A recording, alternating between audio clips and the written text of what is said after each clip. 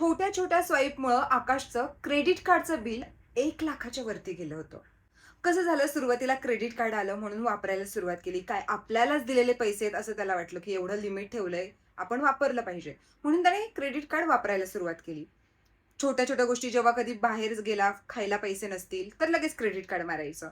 Shopping गरजेची नसतानाही shopping करायची, कारण आपल्याकडे क्रेडिट कार्डमध्ये पैसे आहेत. असं भरपूर गोष्टी त्याने केल्या. बरं, एवढं झाल्यावर महिन्याला बिल आलं, त्याने भरलं असतं तरी चाललं असतं. पण नाही. त्याने तिथे मिनिमम ड्यूचा ऑप्शन सिलेक्ट केला. कारण तिथे ऑप्शन दिला होता. त्याला वाटलं ठीक आहे, मिनिमम बिल भरलं की आपण मोकळं झालो.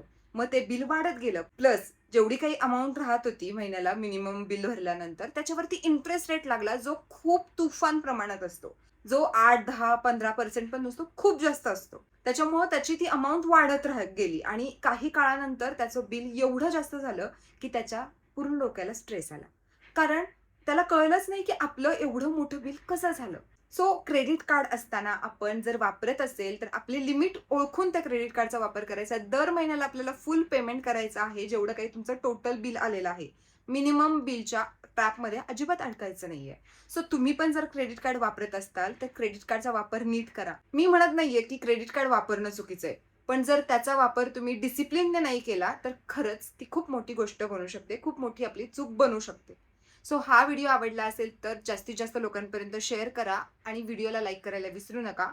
Insta, Facebookवर असाल तर फॉलो करा आणि YouTubeवरती सबस्क्राईब करायला विसरू नका.